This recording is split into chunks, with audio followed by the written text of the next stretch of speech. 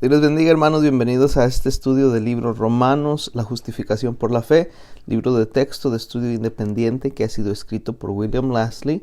Les recuerdo que para sacar el mayor provecho de estos audios, pues es importante que lea también el libro Romanos, la justificación por la fe, escrito por William Lasley. Si todavía no lo hace, le invito para que se suscriba también al canal y de esa manera reciba notificaciones cada vez que se suba un video nuevo.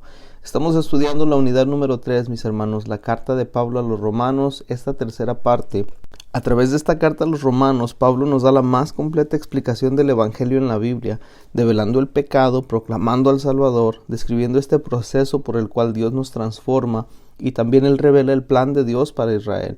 Eso es lo que hemos visto a través de estos últimos capítulos. En esta ocasión, mis hermanos, vamos a cerrar el libro de estudio ya con el capítulo número 8, titulado Comentarios Finales, que tiene como base Romanos capítulo 15, versículo 8 hasta Romanos 16, 27. Y el libro nos introduce con lo siguiente. Dice que en las cartas de Pablo a las iglesias de Galacia y de Roma, la gracia de Dios es el centro de su enseñanza doctrinal acerca de la salvación, el crecimiento espiritual y el destino eterno. La vida de Pablo también muestra la gracia de Dios. Como perseguidor de la iglesia, él merecía castigo, pero Dios le ofreció gracia. Él escribió lo siguiente en 1 Corintios 15:10. Por la gracia de Dios soy lo que soy. A su vez, Pablo quiso que otros experimentaran el favor divino. En su saludo a la iglesia de Roma, él escribió: gracia y paz a vosotros, de Dios nuestro Padre y del Señor Jesucristo. Este tema continúa a través de su carta a los Romanos. Él dice: siendo justificados gratuitamente por su gracia. En Romanos 3 también dice: el don de Dios proviene de la fe en Jesucristo y abunda para muchos. Romanos 5. Y al recibir la provisión abundante de la gracia de Dios, somos capaces de reinar en vida por uno solo, que es Jesucristo. Romanos 5:17. No estamos bajo la ley, sino bajo la gracia, volvió a decir Pablo en Romanos 6:15. Y eso no significa que nosotros lanzamos la moral al viento, porque la justicia, en vez del pecado, es nuestro amo. Dios dirige a una vida de santidad a aquellos que voluntariamente lo sirven. Pablo habló, escribió y ministró con atrevimiento por la gracia que Dios le dio. Ofrezcamos entonces, mis hermanos, como Pablo, alabanza y gratitud a Dios por su maravillosa gracia al salvarnos, moldear nuestra vida y darnos una esperanza de gloria futura. Les recuerdo, antes de continuar con el estudio, tómese un tiempo y lea Romanos 15, versículo 8 hasta Romanos 16, 27. Nuestra primera lección, la 8.1, es el ministerio de Pablo a los gentiles. En base de Romanos 15, versículo 8 hasta el versículo 33. También pause y lea nada más esa porción y enfóquese en este tema que es el ministerio de Pablo a los gentiles. El capítulo anterior consideró maneras de aplicar nuestra vida en Cristo a la vida diaria. Aprendimos que Pablo presenta la práctica cristiana desde el punto de vista de las relaciones, cómo nos relacionamos con Dios, con los demás creyentes y con los impíos.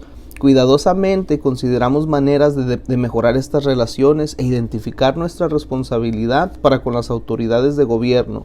Luego, enfrentamos una tarea no placentera pero importante: cómo responder a los enemigos de la manera en que Cristo lo haría. Las observaciones finales que Pablo hace proveen más que una postdata o una breve declaración de resumen, algo que nosotros nos sentiríamos tentados a pasar por alto rápidamente por considerarlo poco importante. De hecho, descubrimos una riqueza de información acerca de Pablo y de su ministerio cuando él narra acerca de su visita postergada, así que estudiaremos esto con interés. Luego, los saludos de Pablo a sus amigos y colegas proporcionan información acerca de la iglesia en Roma. Entre las instrucciones finales del apóstol se encuentran una aguda advertencia que requiere nuestra especial atención. Hay un cuadro en el libro para aquellos que tengan el libro que enfatiza asuntos claves que lo van a ayudar a usted en un repaso del contenido de la carta de Pablo a los Romanos. Tómese un tiempo para aquellos que lo tienen disponible y estúdienlo. Se titula Los pares en Romanos y lo que hace es que nos lleva a través de cada uno de los capítulos y menciona los diferentes pares que mencionó Pablo mismo. Por ejemplo, en el capítulo 1, Pablo habla de dos revelaciones: la ira de Dios revelada y la justicia de Dios revelada. En el capítulo 2 habla de dos circuncisiones: la circuncisión del cuerpo y la circuncisión del corazón. De ahí viene esto que son los pares en Romanos. Capítulo 10, por ejemplo, habla de las dos clases de justicia, la justicia propia y la justicia de Dios. Y el capítulo 16 de Romanos habla de las dos iglesias, la iglesia de Roma y la iglesia de Corinto. Así que tómese un tiempo y dele una leída a esa tabla de información. Tenemos esta pregunta aquí en el estudio, dice, ¿por qué ha retrasado Pablo su visita a Roma y por qué escribe tan denodadamente? Al buscar responder estas preguntas, mis hermanos, casi de una manera no intencional, Pablo provee una percepción acerca de sí mismo y de su ministerio. Él no es solamente un teólogo explicando doctrina, sino que es una persona real que se preocupa profundamente por las personas, de modo que sus observaciones son intensamente personales. Henry Sken observa lo siguiente, dice, somos impresionados por su tacto, modestia, prudencia, humildad y preocupación por los sentimientos de otros. Este es un hombre que imita a Cristo, que comparte con los receptores de su carta la naturaleza y alcance de su ministerio y que revela sus planes futuros. Nuestro primer tema clave de esta lección es el ejemplo que Pablo imita, en base de Romanos 15, versículo 8 hasta el versículo 13. Tómese un tiempo y lea nada más esos versículos. En la lección 7.3 de nuestro libro, estudiábamos el consejo de Pablo a los romanos acerca de las relaciones interpersonales entre los creyentes. Específicamente, él aconsejó a los cristianos fuertes, los establecidos en su fe, que fueran considerados para con sus hermanos y hermanas más débiles. Su consejo era que vivieran para agradar a otros y no a ellos mismos. Y Pablo señaló a Cristo como el ejemplo para los creyentes, dice, porque ni aun Cristo se agradó a sí mismo, en Romanos 15:3. Hacer la voluntad de su Padre era más importante para Cristo que agradarse a sí mismo. Cuando Pablo escribió, los que somos fuertes debemos soportar las flaquezas de los débiles, en Romanos 15:1, él no quiso decir con esto que debemos tolerar el pecado, sino que debemos ser respetuosos de los derechos y sentimientos de otros, especialmente acerca de asuntos no claramente definidos en la Escritura. Cristo también sirve como modelo para la aceptación de otros, Romanos 15:7. Jesucristo amplifica lo que debe ser nuestra relación con los demás creyentes, así como nuestra relación con las personas que no pertenecen a la iglesia. Pablo indica en Romanos 15, del 8 al 13, que Cristo, que ministró primero a los judíos y luego a los gentiles, fue el ejemplo que él siguió. El apóstol escribió a la iglesia de Corinto diciendo, sed imitadores de mí, así como yo de Cristo. En Romanos 15, Pablo habla acerca del orden del ministerio. Él dice en Romanos 15, del 8 al 9, os digo que Cristo Jesús vino a ser siervo de la circuncisión para mostrar la verdad de Dios, para confirmar las promesas hechas a los padres y para que los gentiles glorifiquen a Dios por su misericordia. Pablo enfatiza aquí que el ministerio terrenal de Cristo se enfocó en los judíos. La respuesta de Jesús a la mujer cananea, que estaba buscando sanidad para su hija poseída por demonios, ilustra la preocupación del Señor. Dice en Mateo 15:24, no soy enviado sino a las ovejas perdidas de la casa de Israel. Cuando Jesús envió a los 12, Jesús les instruyó, por camino de gentiles no vayáis, y en ciudades samaritanos no entréis, sino id antes a las ovejas perdidas de la casa de Israel. Algunos teólogos colocan estos pasajes de Mateo 10 y también el otro que es Mateo 15, junto con la Gran Comisión, y dicen, en efecto, Jesús cambió de opinión. Ellos razonan que cuando los judíos rechazaron a Jesús, él revisó su misión original para incluir a todas las naciones. ¿Es válido este punto de vista, mis hermanos? ¿Apoya la Escritura tal racionalización? ¿Realmente esta postura niega un patrón bíblico? Claro. Regresemos a Abraham por un momento. ¿Por qué lo bendijo Dios? Él bendijo a Abraham para que fueran benditas en ti, Abraham, todas las familias de la tierra, todas. Génesis 12:3. ¿Por qué Cristo se convirtió en siervo de los judíos? Pablo explica que Cristo hizo esto para confirmar las promesas hechas a los patriarcas. Romanos 15:8. Usted puede repasar algunas de esas promesas hechas a Abraham, Isaac y Jacob en Génesis 12, Génesis 17, Génesis 22, 26, 28, 46. La venida de Cristo, por supuesto, demuestra la fidelidad de Dios al cumplir la promesa de un Mesías. Sin embargo, Pablo no se detiene ahí. En Romanos 15:9, él añade, para que los gentiles glorifiquen a Dios por su misericordia. La promesa de Dios finalmente se extiende a los gentiles, por lo tanto, ellos glorifican a Dios por su misericordia al poner la salvación al alcance de ellos. El método de Dios es ir a los judíos primero, pero su misión se extiende a todas las naciones. Dios no escogió a los judíos porque fueran superiores o por su parcialidad. La nota de la Biblia de estudio NBI para Romanos 1:16 aclaró esto. Dice, era necesario que la invasión del mundo por el Evangelio comenzara en algún punto en particular y con un pueblo en particular, el que a su vez tendría la responsabilidad de llevar ese evangelio a las otras naciones. De modo que Pablo declara que la salvación es para todo aquel que cree, al judío primeramente y también al griego. Al hacer esto, él siguió el ejemplo de Jesús. Y en Romanos 15, del 9 al 12, Pablo cita 4 pasajes del Antiguo Testamento. Ellos hablan de las bendiciones de Dios para con los gentiles y dan evidencia de que el plan de Dios siempre ha incluido a los gentiles. Claramente Jesús no cambió de opinión, ni cambió tampoco su misión, sino que siguió el patrón bíblico que estaba establecido. Y dicho sea de paso, Jesús sí sanó a la hija de la mujer cananea. Al citar a Isaías, Pablo confirma: estará la raíz de Isaí y el que se levantará a regir a los gentiles esperarán en él. Romanos 15:2. La raíz de Isaí se levantará a regir. Isaí era el padre del rey David. Note usted que Mateo abre su evangelio diciendo que Jesucristo es el hijo de David. Los judíos le dieron a su Mesías prometido el título de hijo de David. 2 hombres ciegos usaron esta expresión popular cuando clamaban a Jesús por ayuda. Ten misericordia de nosotros, hijo de David. Mateo 9:27. Las multitudes en la entrada triunfal a Jerusalén lo usaron también cuando proclamaron Hosana al hijo de David en Mateo 21. Romanos 15:2 también dice: los gentiles esperan en él. Isaías retrata al Mesías que vendrá como una vara que había salido del tronco, el remanente de la familia de David. Saldrá una vara del tronco de Isaí y un vástago retoñará de sus raíces. Isaías 11:1. La raíz de Isaí es un título mesiánico. Cristo sirve a los judíos y da esperanza a los gentiles. A su tiempo, Él se levantará a regir los gentiles. Romanos 15:12. Acontecerá en aquel tiempo que la raíz de Isaí, la cual está puesta por perdón a los pueblos, será buscada por las gentes. Isaías 11:10. Romanos 15:13 dice: para que abundéis en esperanza. La esperanza es algo más que optimismo, mis hermanos. Es una expectación dada por Dios. Pablo ora que Dios llene a la iglesia romana con gozo y paz para que los creyentes abunden en esperanza por el poder del Espíritu Santo. Los creyentes se regocijan en la misericordia de Dios y tienen plena seguridad, una esperanza de que Dios va a cumplir todas sus promesas. El siguiente tema clave es la naturaleza del ministerio de Pablo, que tiene su base en Romanos 15, versículo 14 al 19. Tome un momentito y lea nada más esos versículos.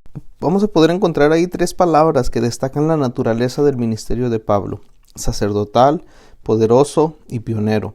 Antes de que examinemos estas características del ministerio de Pablo, veamos sus comentarios acerca de los creyentes romanos y cómo se relaciona con ellos. Pablo comienza sus comentarios con estas palabras: estoy seguro de vosotros, hermanos míos, de que vosotros mismos estáis llenos de bondad, llenos de todo conocimiento, de tal manera que podéis amonestaros los unos a los otros. Romanos 15:14.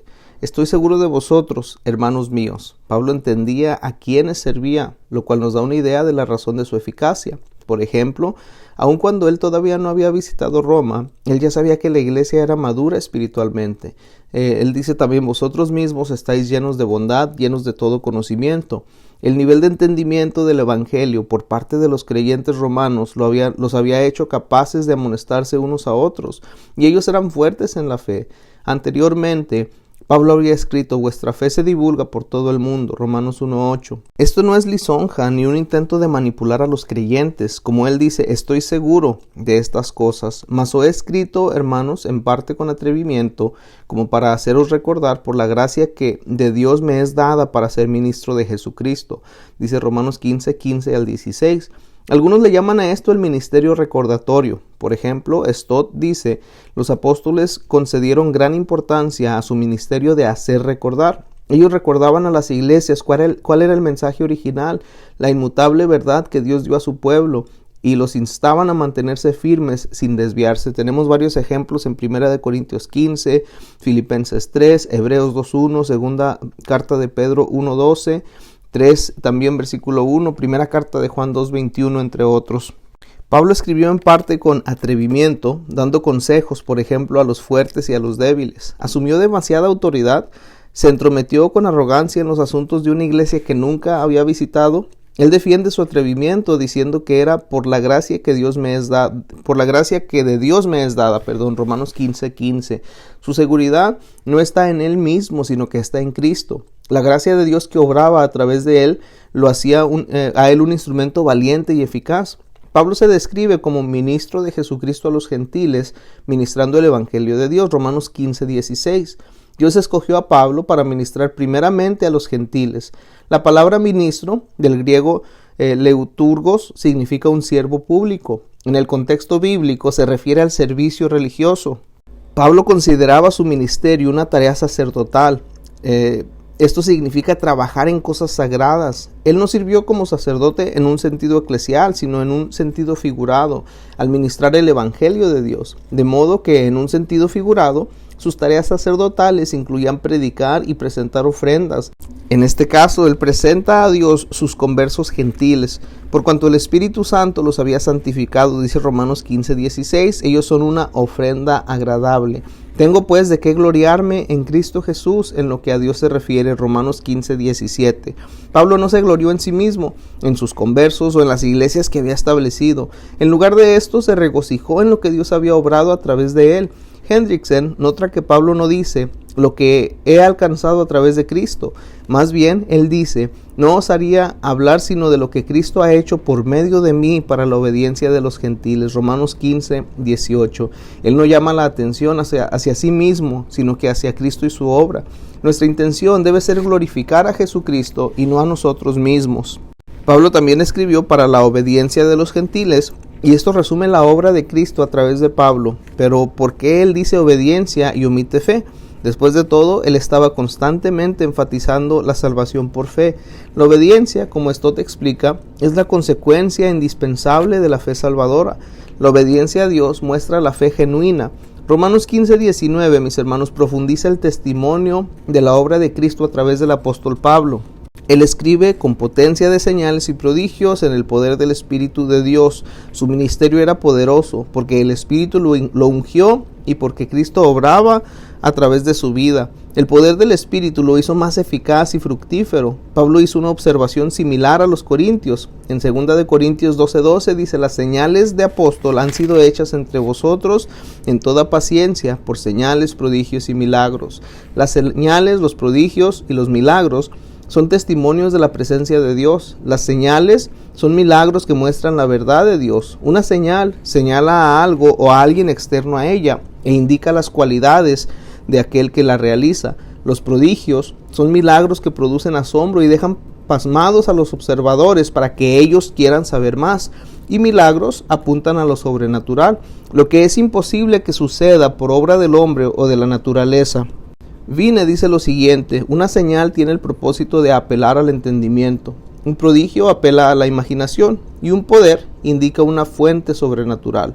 Lucas registró para nosotros las circunstancias que rodearon a los milagros de los apóstoles y el impacto que produjeron.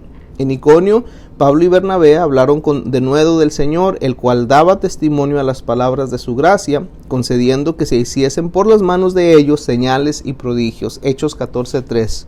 Y también Marcos registra la relación entre la predicación y las señales. Y ellos, los apóstoles, saliendo, predicaron en todas partes, ayudándoles el Señor y confirmando la palabra con las señales que la seguían. Marcos 16:20.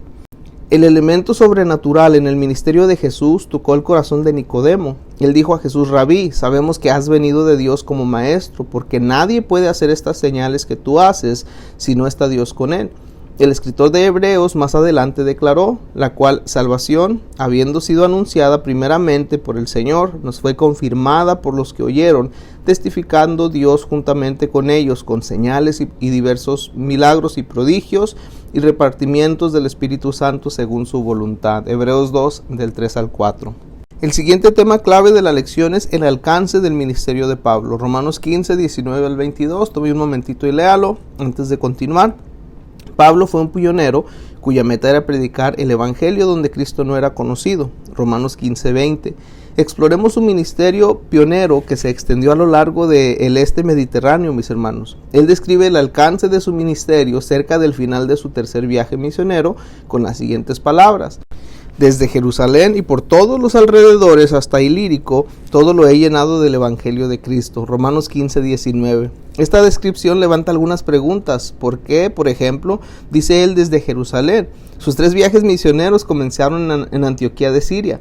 Sería más correcto decir desde Antioquía, o le habló el Señor otra vez en Jerusalén después de su experiencia en el camino a Damasco.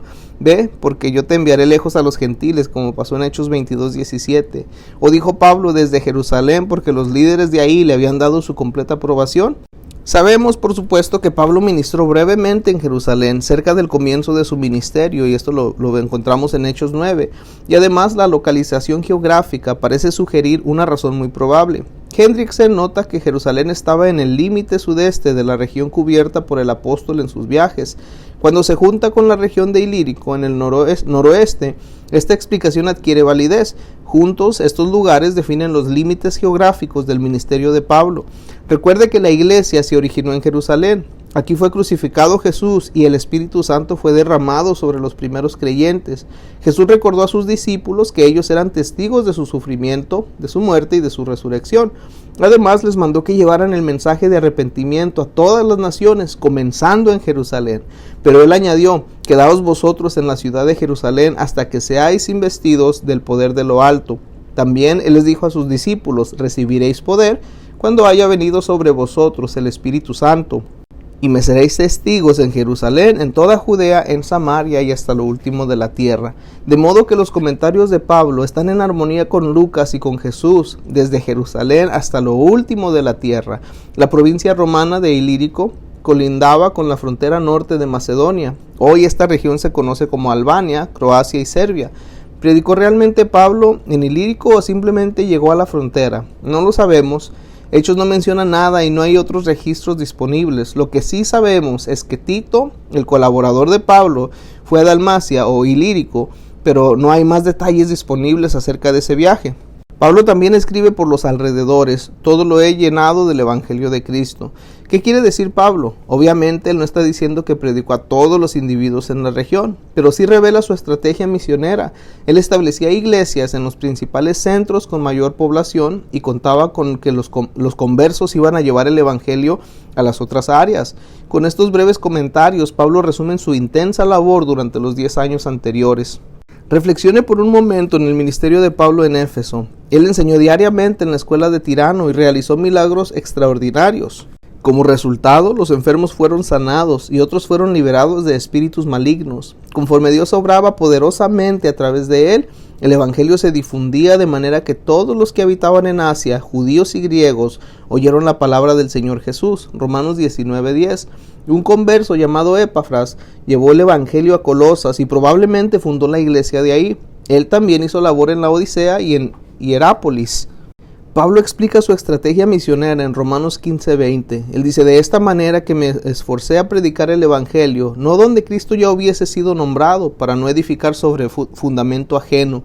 Una vez que las iglesias eran establecidas en centros estratégicos, él consideraba que había terminado su obra y que estaba listo para ir a otras regiones. Romanos 15:22, Pablo dijo: por esta causa me he visto impedido muchas veces de ir a vosotros. El ministerio de Pablo desde Jerusalén a Ilírico retrasó su visita.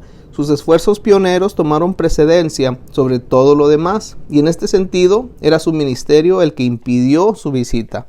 El siguiente tema clave de la lección son los planes futuros de Pablo, en base de Romanos 15:23 al 33. Después de haber examinado la naturaleza y el alcance del ministerio de Pablo, ahora nos volvemos hacia sus planes futuros. En los tiempos de esta carta, él está preparándose para salir de Corinto a Jerusalén, donde entregará una ofrenda para los pobres que hay entre los santos que están en Jerusalén. Romanos 15:26. Una vez que la ofrenda sea entregada, su intención es zarpar hacia España y visitar Roma en el camino. Usted recordará cómo Pablo dirigió esta carta. Él dijo: a todos los que estáis en Roma, amados de Dios, llamados a ser santos. Romanos 1:7. Estas son las personas a quien Pablo ha estado deseando desde hace mucho visitar. Él agradece a Dios por ellos, ora por ellos, quiere animarlos y fortalecerlos y desea una cosecha entre ellos. Si esto es verdad, ¿qué ha impedido el cumplimiento de su deseo? Su ministerio en el este del Mediterráneo, explica, causó el retraso. Él dijo: por esta causa su predicación en estos otros lugares. Me he visto impedido muchas veces de ir a vosotros. Romanos 15:22. Pero ahora, no teniendo más campo en estas regiones, espero veros, dijo en Romanos 15:23 al 24. Ahora, después de terminar su obra pionera, Pablo está libre para visitar Roma. Ahora había iglesias establecidas en las principales ciudades de Asia Menor y Grecia. Sin embargo, Cristo no es conocido en España, así que él ve una oportunidad de ministerio en ese lugar. Sin embargo, él espera ver a los creyentes romanos en camino a España. Él no prevé una visita prolongada que causará intromisión en el ministerio de otros, sino que anticipa un tiempo de refrigerio, una vez que haya gozado con vosotros, dice en Romanos 15:24. Esto le daría la oportunidad de fortalecer la fe de ellos, para ser mutuamente confortados por la fe que nos es común a vosotros y a mí. Pablo también tiene la esperanza de establecer una asociación o una base de operaciones para su ministerio en España. De lo que dice en el Romanos 15:24, espero ser encaminado allá por vosotros. Él había desarrollado tal asociación con la iglesia de Filipos, la cual lo había ayudado una y otra vez con sus necesidades. Él dice encaminar, esto significa enviar, como se usa en Romanos 15:24, significa asistir a una persona en un viaje, en el sentido de prepararlo con los requisitos para este viaje. Es más que desearle bien a una persona, y esto dice, en la mayoría de los casos también implica proveerles de provisiones y de dinero, y a veces proveerles también una escolta para acompañarlos, al menos una parte del camino. Romanos 15:25 dice Pablo, ahora voy a Jerusalén para ministrar a los santos. Las iglesias de Macedonia y Acaya tuvieron a bien hacer una ofrenda para los pobres que hay de entre los santos que están en Jerusalén. Romanos 15:26, así que Pablo y sus acompañantes planearon entregarla. 11 años antes, previo a su primer viaje misionero, Pablo y Bernabé llevaron una ofrenda de socorro desde Antioquía hasta Jerusalén para hacer frente al hambre, y en ese momento él expresó diligencia para ayudar en el futuro. ¿Fue este viaje una parte importante del ministerio de Pablo, o lo vio como una oportunidad de descanso y esparcimiento antes de lanzar una vigorosa campaña en el oeste? Para Pablo era tan vital que él literalmente fue más allá de donde debía ir para servir a los santos. Roma y España están al oeste de Corinto. No obstante, él viajó hacia el este, añadiendo más de 3,000 kilómetros a su viaje. Viajar en esos días era difícil, era peligroso y también incierto. Pablo realmente estaba dispuesto a arriesgar su vida para completar esa tarea. Pablo escribe ofrenda, y esto significa compartir en común. También se traduce comunión, compañerismo y participación. Pablo la usó para describir la diestra en señal de compañerismo que los líderes de la iglesia extendieron a él y a Bernabé. Gálatas 2:9, un gesto que prometía amistad. Así que esta ofrenda para los creyentes en necesidad era algo más que dinero. Expresaba compañerismo y reconocía un mutuo agradecimiento. Por eso, Pablo la veía como un medio de unir a los judíos y a los gentiles. Si bien este viaje marcó el fin del ministerio de Pablo en la región del Mar Egeo, también reflejó su dedicación y gratitud a Dios. Las cartas a Corinto también revelan la importancia de esa ofrenda. Pablo instruyó a los creyentes a apartar dinero por adelantado para que la colecta no fuera necesaria cuando él llegara. En su segunda carta dedicó otros 2 capítulos a la gracia de dar. Pablo consideró loables a los macedonios por su extraordinaria generosidad, y aunque experimentaban numerosas tribulaciones y extrema pobreza, su dádiva abundó en riqueza de su generosidad. Pablo dice que las iglesias en Macedonia y Acaya les pareció bueno y son deudores a ellos, porque si los gentiles han sido hechos participantes de sus bienes espirituales, deben también ellos ministrarles de los materiales. Romanos 15:27. En esencia, Pablo compara esta ofrenda con el pago de una deuda. Esta es, por supuesto, una deuda moral más que legal. Los gentiles estaban agradecidos con los judíos por las bendiciones espirituales. Los judíos, a su vez, estaban agradecidos con los gentiles por las bendiciones materiales. Y estos 2 segmentos de la iglesia, Pablo espera, se unirían y se acercarían no por medio de la fuerza, sino por medio de sus agradecimientos mutuos. ¿Sirve esto de ejemplo, mis hermanos? ¿Deberían los cristianos compartir de acuerdo a las bendiciones que Dios les ha concedido? Cuando haya concluido esto, pasaré entre vosotros rumbo a España, dice Pablo en Romanos 15:28.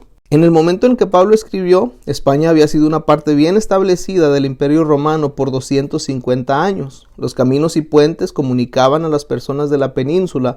Todavía es posible encontrar algunos de los puentes y acueductos construidos por los romanos de ese tiempo. También sabemos que España tenía una comunidad judía establecida. Escritores prominentes como Séneca, Marcial y Quintilla afirmaron que España era un lugar de nacimiento. También los emperadores Trajano, Adriano y Teodosio I nacieron allí, de modo que España ejerció considerable influencia en el imperio. ¿Qué motivó a Pablo a ir a España? Sabemos que él aspiraba a alcanzar a los perdidos y España nunca había sido evangelizada. Pablo explicó en Romanos 15:20, me esforcé a predicar el evangelio, no donde Cristo ya hubiese sido nombrado. ¿Alcanzó él llegar a España? La respuesta es un tanto complicada porque el Nuevo Testamento guarda silencio a este respecto. El libro de los Hechos, por ejemplo, termina abruptamente cuando Pablo todavía está en una prisión romana esperando su juicio. No obstante, la literatura cristiana de los primeros siglos provee alguna luz a este respecto. Nos indica que Pablo fue puesto en libertad y fue a España. Por ejemplo, Hendriksen cita un comentario hecho por Clemente en una carta a los Corintios que data de alrededor del año 95 al 97 después de Cristo. Y esta dice, Pablo, habiendo enseñado justicia al mundo entero, habiendo ido a los límites del oeste y habiendo dado testimonio ante gobernantes, fue entonces quitado del mundo y llevado al lugar santo, habiéndose convertido en un modelo sobresaliente de perseverancia. Por cuanto Clemente escribió estas palabras en Roma, su referencia a los límites del oeste indudablemente se refiere a la parte occidental de Europa y probablemente a España. El canon muratorio, que data de mucho tiempo después, apoya esta perspectiva. Los estudiosos además conjeturan que Pablo fue arrestado y encarcelado una segunda vez en Roma y luego durante la persecución bajo Nerón. Ahí es donde él fue decapitado. Ahora nos volvemos a los comentarios finales de Pablo para la iglesia romana. En sus comentarios de apertura, Pablo aseguró a los romanos que él constantemente oraba por ellos y ahora les pide a ellos que oren por él. Él les dice, os ruego, hermanos, por nuestro Señor Jesucristo y por el amor del Espíritu, que me ayudéis orando por mí a Dios. Romanos 15:30. Y aquí, mis hermanos, Pablo conecta la ayuda o lucha, como traducen otras versiones, con la oración. La batalla en el reino espiritual es una lucha contra principados, potestades, gobernadores y huestes espirituales de maldad en las regiones celestes. Y esta palabra ayuda o ayudar significa luchar junto con. Y este término griego, como Comfort explica, era a menudo usado en conexión con eventos atléticos donde un equipo debía realizar una grandiosa acción concertada. Y en este caso, la iglesia necesitaba hacer un gran esfuerzo unido en oración para vencer las fuerzas espirituales de maldad. Pablo específicamente pide a los romanos que oren por tres cosas. 1, que él sea protegido de sus opositores. 2, que su ofrenda fuera aceptada en Jerusalén. Y 3, que pudiera ir con gozo a Roma. Primero, como leemos en Romanos 15:31, para que sea librado de los rebeldes que están en Judea. Las amenazas por parte de los judíos hacia Pablo eran reales, mis hermanos. Aun cuando Pablo concluía su carta y se preparaba para dejar Corinto e ir a Siria, se descubrió un complot judío en contra de él. Consecuentemente, él fue forzado a cambiar sus planes de viaje. El Espíritu Santo había advertido a Pablo también que le esperaban prisiones y tribulaciones. Él no habla de peligros imaginarios. La posibilidad de perder la vida era real. No obstante, se sintió ligado en espíritu para ir a Jerusalén. Segundo, leemos también que la ofrenda de mi servicio a los santos en Jerusalén sea aceptada. Romanos 15:31. Este viaje para ministrar a los santos podría ser frustrado. Si los creyentes judíos rechazaban la ofrenda, la brecha entre creyentes judíos y gentiles podría abrirse más allá de la posibilidad de arreglo. La esperanza de Pablo era que su regalo fuera un medio acercamiento, de modo que la oración unida era crítica para la victoria. Y tercero, como leemos, para que con gozo llegue a vosotros por la voluntad de Dios y que sea recreado juntamente con vosotros. Pablo anticipa la terminación exitosa de su misión para que él pueda visitar Roma. El compañerismo con otros creyentes, mis hermanos, deberían ser un tiempo de gozo y de esparcimiento. ¿Cómo respondió Dios las oraciones de los romanos? ¿Aceptaron los judíos la ofrenda? Aunque no hay declaración específica acerca de esto, note lo que Lucas informó en Hechos 21:17. Cuando llegamos a Jerusalén, los hermanos nos recibieron con gozo. También en respuesta al informe de Pablo acerca de su ministerio a los gentiles, dice glorificaron a Dios. Y esta calurosa bienvenida nos hace inferir que la ofrenda fue aceptada con gratitud. Más tarde, Pablo explicó al gobernador Félix que llevó ayuda para los pobres en Jerusalén, pero él no informa respecto a la aceptación de tal ayuda. Stott observa lo más probable es que las ofrendas fueron aceptadas. Y así terminamos la lección 8.1, el ministerio de Pablo a los gentiles. Vamos a empezar ahora la lección 8.2, los saludos finales de Pablo a sus amigos, en base de Romanos 16, del 1 al 16. Y empezamos esta lección con una pregunta, mis hermanos. ¿Es el último capítulo de Romanos una parte esencial del mensaje de Pablo? ¿O debemos descartarlo como algunos teólogos sugieren? Después de todo, es básicamente una lista de nombres, personas a quienes Pablo y los romanos conocían, pero personas desconocidas para nosotros. ¿Qué valor tiene esta lista hoy? ¿Debemos saltarnos este capítulo como hizo un prominente escritor? Él lo eliminó de su comentario, convencido de que Pablo nunca habría concluido tan poderosa epístola con una lista de nombres. Sin embargo, por cuanto creemos que es palabra de Dios y que tiene valor, lo vamos a examinar. El primer tema clave de esta lección es la iglesia romana. La lista de Pablo representa gente real, hijos de Dios, salvos por gracia por medio de la fe, libertados del pecado y valiosos a los ojos de Dios. Por esta razón, no podemos divorciarlos de los principios teológicos. Para decirlo de otro modo, ellos ejemplifican la enseñanza de Pablo, y esta lista provee información acerca de la iglesia de Roma. Obviamente no es un panorama completo porque la lista está limitada a gente que Pablo conocía, pero provee una perspectiva. 27 de 29 personas son mencionadas por nombre. Un tercio de estas son mujeres, y además Pablo se refiere a hogares, iglesias en casa y a parientes.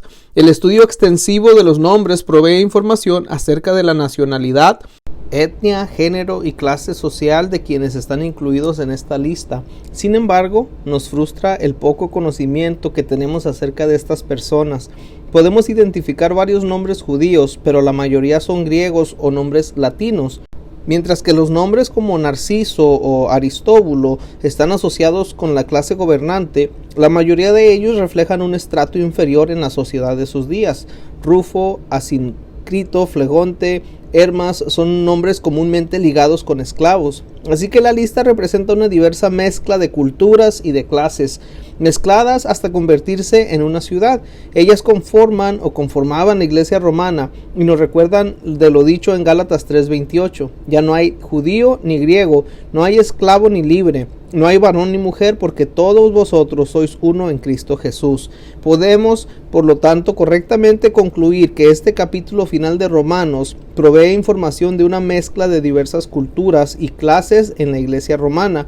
Examinemos con más detenimiento algunas personas de esta lista. Para empezar tenemos a Febe. Pablo comienza sus saludos personales diciendo: os recomiendo además nuestra hermana Febe, Romanos 16:1. Febe fue probablemente quien llevó la epístola de Pablo desde Corinto hasta Roma, así que el apóstol provee una carta de presentación. Él la recomienda a la iglesia y les pide que la ayudéis en cualquier cosa en que necesite de vosotros, dice Romanos 16:2. Pablo dice que es digna de honor porque ella ha ayudado a muchos y a mí mismo, dijo Pablo en Romanos 16:2 otra vez. Ha ayudado a muchos, quiere decir que ella era una protectora o una patrona, lo cual hace pensar que ella era una mujer rica e influyente. Esta hermana era diaconisa de la iglesia en Cencrea, un puerto de embarque localizado a 10 kilómetros de Corinto. Diaconisa puede significar uno que sirve en un sentido general o diácono en un sentido más técnico. ¿Era ella parte del diaconado o simplemente servía de una manera extraordinaria? Los teólogos debaten al respecto. Hendrickson, por ejemplo, reconoce el oficio eclesial en un siglo posterior, pero insiste que no hay evidencia de tal puesto en los días en que Pablo escribió. Y Edwards argumenta que la elección de la palabra usada por Pablo hace pensar en un cargo formal, mientras que la ayuda general hubiera sido expresada más naturalmente por el verbo diakonein, que es servir, o por el sustantivo abstracto de servicio. Stott dice que el significado general puede ser correcto, pero reconoce que el oficio de diácono no estaba del todo desarrollado en ese tiempo. Además, él nota que otras versiones bíblicas, como la Reina Valera, usan la palabra diaconisa, y luego añade: Cranfield considera esto como algo no solamente mucho más natural, sino como virtualmente cierto. ¿Y qué clase de ayuda dio Febe? Hendrickson cree que su ministerio se centraba en hospitalidad, consejería y protección para forasteros de paso por la ciudad portuaria. Sin importar nuestras conclusiones teológicas, notemos el extraordinario servicio de Febe a la iglesia de Cristo. También se menciona a Priscila y Aquila. Pablo describe a Priscila y Aquila como mis colaboradores en Cristo Jesús, Romanos 16:3. Aquila nació en la provincia de Ponto, en el norte de Asia Menor, cerca del Mar Negro, pero vivía en Italia. Y él vino a Corinto con Priscila, su esposa, después de que Claudio César expulsó de Roma a todos los judíos.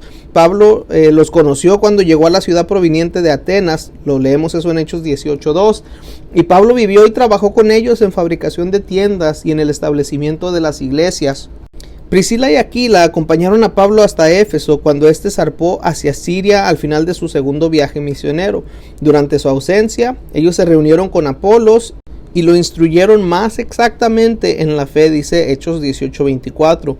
Cuando Pablo se reúne con ellos, trabajaron juntos para establecer una iglesia. El evangelio tuvo un gran impacto en Éfeso y se difundió por toda la provincia de Asia. Pablo informó que ellos expusieron su vida por mí, en Romanos 16:4, posiblemente durante el motín en Éfeso. Y aunque no tenemos ningún detalle, su heroico esfuerzo fue ampliamente conocido, porque Pablo informa que todas las iglesias de los gentiles les daban gracias, Romanos 16:4. Saludad también a la iglesia de su casa, dice Romanos 16:5, su casa en Roma y anteriormente en Éfeso.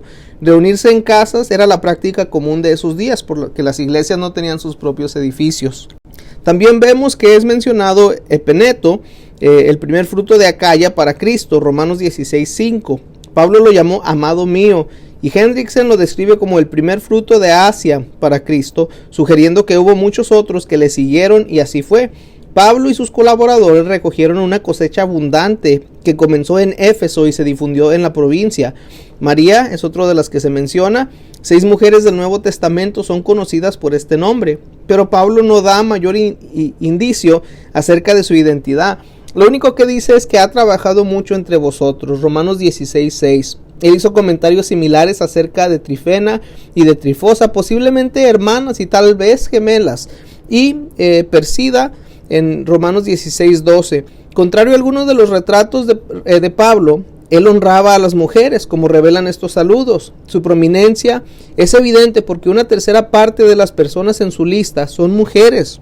Hace pensar su repetido uso de trabajar mucho en un rasgo altamente valorado por la iglesia primitiva. Otras de las personas mencionadas son Andrónico y Junías, mis parientes, dice Pablo en Romanos 16:7. Estos parientes son compatriotas judíos, como se menciona en el 9:3 y en el 16:21. Pablo dice que ellos habían sido sus compañeros de prisiones. ¿En cuál prisión? No sabemos. Se refiere Pablo a un hecho o enfatiza el carácter de ellos. Al querer establecer su propia integridad, en una ocasión refirió su sufrimiento por Cristo. Y Pablo añade, los cuales son muy estimados entre los apóstoles, y que también fueron antes de mí en Cristo. Y esto parece dar a entender que ellos pudieron haber sido cristianos por cerca de 25 años. Ellos eran posiblemente esposo y esposa, o posiblemente hermano y hermana. El nombre griego Iounian en la forma acusativa puede traducirse Junias masculino o Junia femenino. Si bien la forma masculina se usa a veces, como en la traducción que hemos usado, la mayoría de los comentaristas están de acuerdo en que la forma femenina es probablemente la más correcta. En un estudio reciente en que se consultó 250 ejemplos de la literatura griega, no se encontró ninguna forma masculina. Dice Romanos 16:7. Los cuales son muy estimados entre los apóstoles. ¿Quiere decir Pablo esos apóstoles estimados, Andrónico y Junias, como lo traduce la Biblia de Jerusalén? ¿O quiere decir ellos eran muy estimados por los apóstoles? Bruce dice que ellos eran notorios entre los apóstoles, lo cual probablemente significa que ellos no eran meramente bien conocidos por los apóstoles, sino que ellos mismos eran apóstoles en un más amplio sentido de la palabra y eminentes en tal cargo. La Biblia Amplified Bible apoya la segunda perspectiva. Dice, ellos eran hombres tenidos en alta estima entre los apóstoles. Y la otra versión dice, ellos eran respetados entre los apóstoles. Estaban Andrónico y Junias o Junia entre los visitantes de Roma que fueron convertidos en el día de Pentecostés. Note que la versión Reina Valera traduce romanos aquí residentes. No obstante, visitantes de Roma, tal como aparece en otras versiones, es la traducción que se prefiere. ¿Ayudaron estos a establecer la iglesia romana? Por supuesto que esto es una especulación, como Edwards recalca. Todo lo que sabemos con certeza acerca de estos dos es lo que Pablo nos dice. También se menciona a Rufo, escogido en el Señor, Romanos 16:13. Este Rufo, hijo de Simón de Cirene, quien cargó la cruz de Cristo. No estamos absolutamente seguros de esto porque su nombre era muy común. Sin embargo, quienes apoyan esta postura citan alguna evidencia que debemos considerar. Primero que nada, considera el comentario de Marcos en Marcos 15:21. Y obligaron a uno que se pasaba, Simón de Cirene, padre de Alejandro y de Rufo, que venían del campo, a que llevase la cruz. Note usted que a quienes Marcos escribía aparentemente conocían a Alejandro y a Rufo, porque él se refiere a ellos para identificar a su padre. Tenga en mente que Pablo está escribiendo esta epístola a los creyentes romanos casi 30 años después de la crucifixión de Cristo. De acuerdo con la tradición, Juan Marcos escribe esta narración del Evangelio en Roma para los romanos. Su explicación de las costumbres judías y de las palabras armenias indica que les estaba escribiendo a gentiles. Romanos 16:13 dice Rufo y también dice y a su madre y mía. ¿Cuándo se desarrolló esta relación? De nuevo, no podemos decir con absoluta certeza. Un tiempo probable parece ser durante el ministerio de Pablo con Bernabé en Antioquía de Siria. Simeón, uno de los maestros en la iglesia ahí, ha sido identificado con Simón de Cirene. Bruce observa, si Pablo se hospedó con él, bien podemos imaginarnos que la esposa de Simeón o de Simón desempeñara el papel de madre para ser su huésped desheredado. La lista de Pablo incluye a otros por nombre: Urbano, Estaquis, Apeles, a los de la casa de Aristóbulo, Herodión, otro pariente, los creyentes de la casa de Narciso, Asíncrito, Flegonte, Hermas, Patrobas, Hermes y los hermanos que estaban con ellos, Filólogo, Julia, Nereo y su hermana, y Olimpas, y todos los santos con ellos. Todo esto en Romanos 16, desde el 8 hasta el 15, mis hermanos. Y Romanos 16:16 dice, os saludan todas las iglesias de Cristo. Representantes de Macedonia, de Asia, Galacia, están con Pablo en Corinto, y sus asociados representan a Acaya. De modo que el apóstol no exagera cuando dice que todas las iglesias saludan a los romanos. El siguiente tema clave de esta lección es la teoría de Éfeso. Los críticos han atacado el capítulo 16 de Romanos desde dos puntos de vista, mis hermanos. Algunos quieren descartarlo, diciendo que es solamente una insignificante lista de nombres, y otros lo asaltan con especulaciones. Ellos especulan que fue una carta de portada adjunta a la de Romanos, pero enviada a Éfeso. Y según esta teoría, llamada la teoría de Éfeso, el libro de Romanos terminaba en el capítulo 15, verso 33. Y además sugieren que la epístola circuló en dos versiones. Una versión más corta, capítulos 1 al 15, enviada a Roma, y una versión más larga, que incluía el capítulo 16, que fue enviada a Éfeso. Con el tiempo, dicen ellos, estas versiones se mezclaron y esto causó discrepancias acerca de los capítulos finales. Hay cuatro argumentos que presentan para esta teoría de Éfeso. Se los voy a leer los cuatro y luego entramos en detalle en cada uno de ellos. El primero es que Pablo no pudo haber tenido tantos amigos en Roma como el capítulo 16 hace pensar. El segundo, la lista de amigos estaba asociada con Éfeso y Asia y no con Roma. Tercero, Pablo era un extranjero en Roma, así que sus amonestaciones en los versículos 17 al 20 están fuera de lugar para Roma. Y por último, dicen que en un papiro descubierto en el año 1935, la doxología de Pablo, que incluye el capítulo 16, 25 al 27, dicen que esa aparece, pero aparece al final del capítulo 15. ¿Cuál es la base de esta teoría?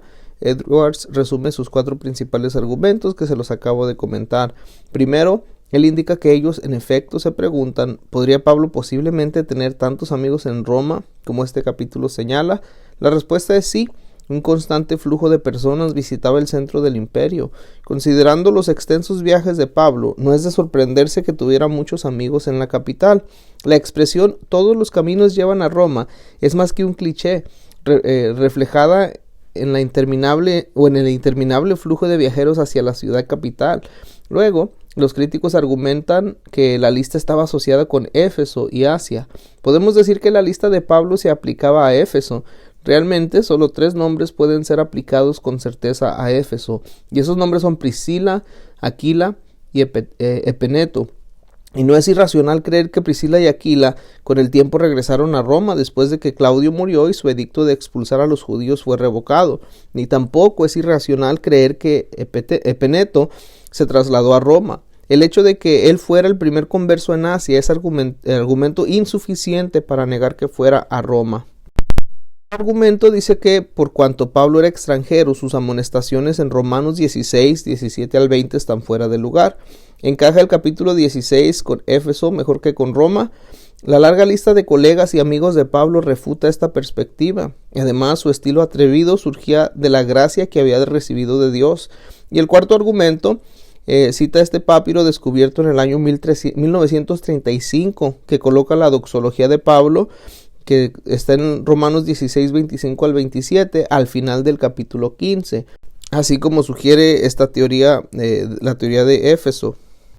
Pero este texto es fragmentario como idiosincrástico, según Edwards, y dos cosas debilitan aún más este argumento. Número uno, es el único papiro que coloca la doxología en esta posición e incluye el capítulo 16, 1 al 23 después de la doxología.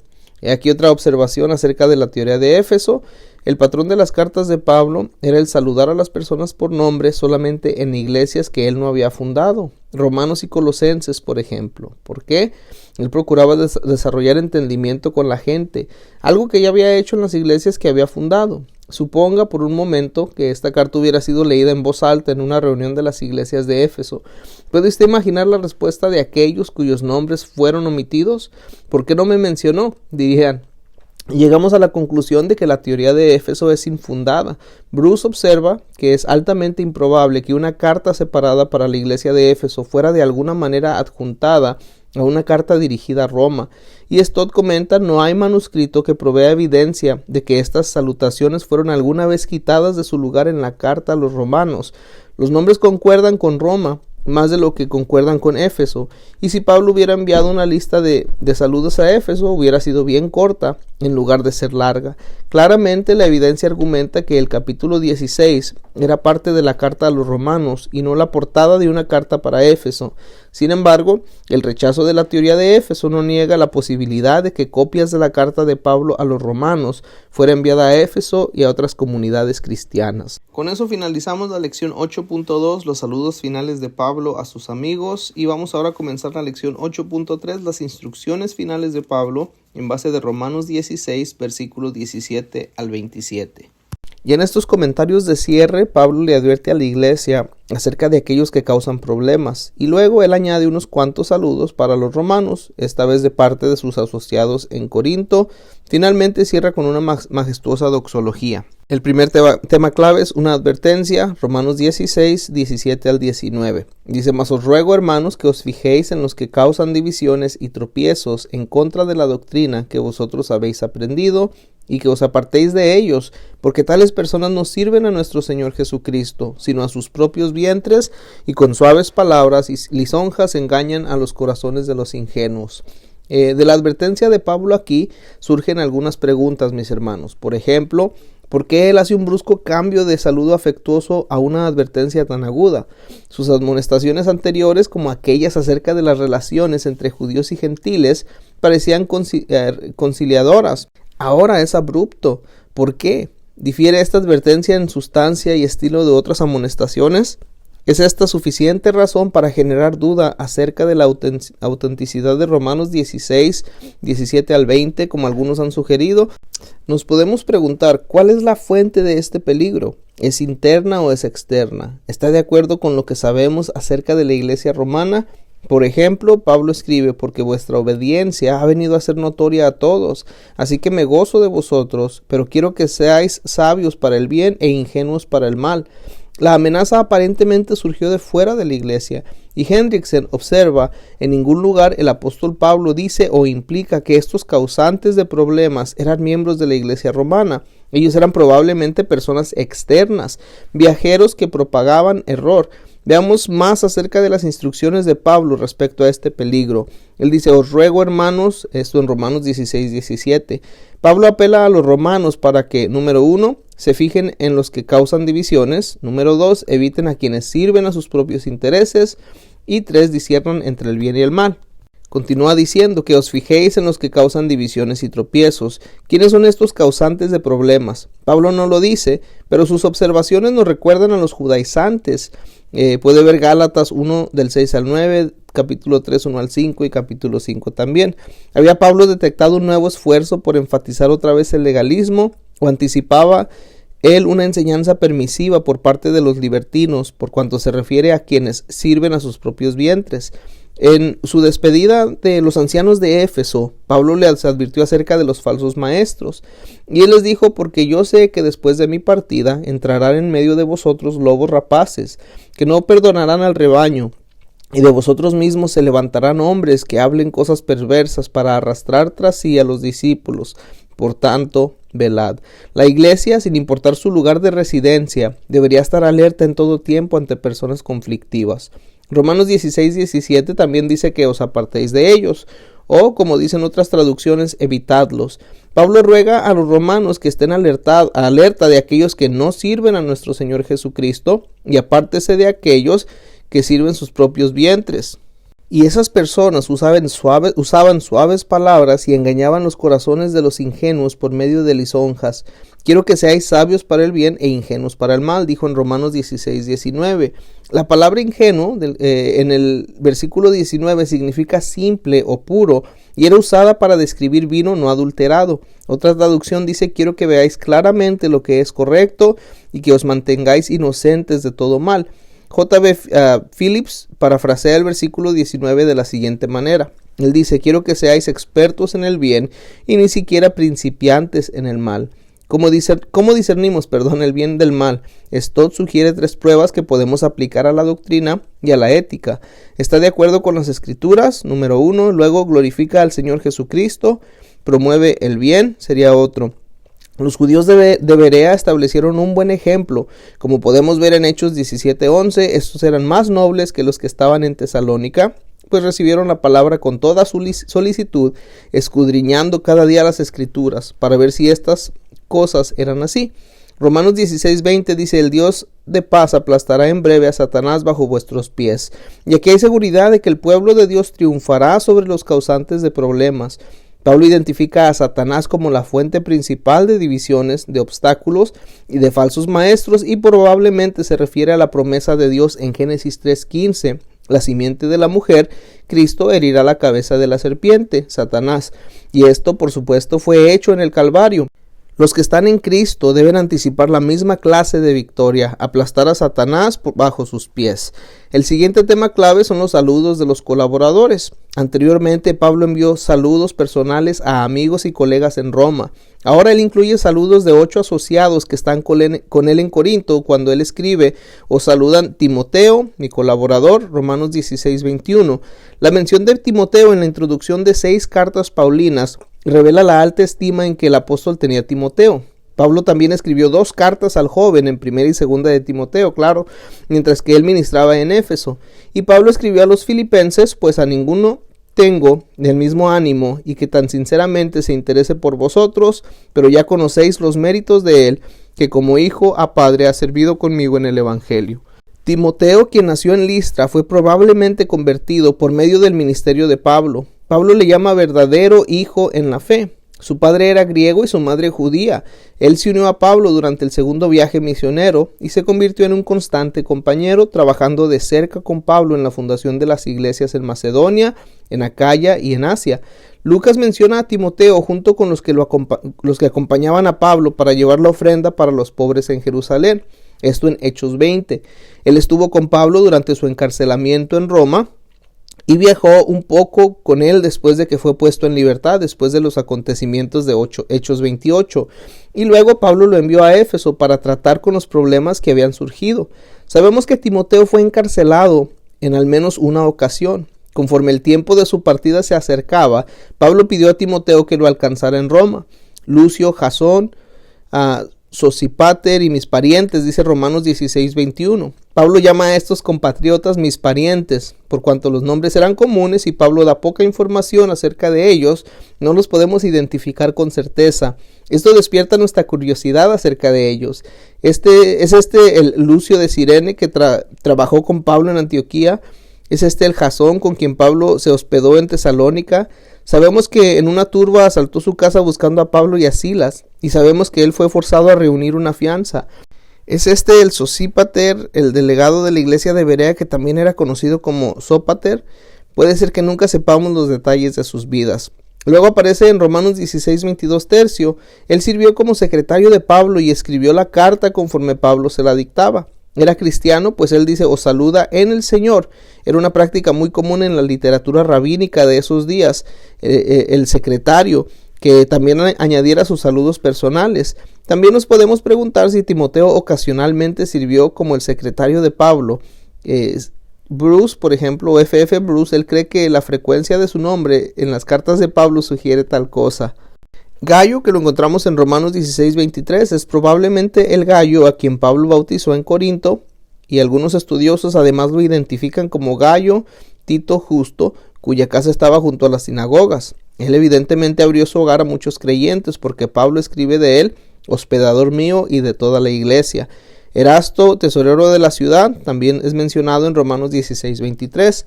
En el año 1929, algunos arqueólogos descubrieron una piedra de mármol del primer siglo con una inscripción latina que decía: Erasto, comisionado de obras públicas, corrió con los gastos de este pavimento.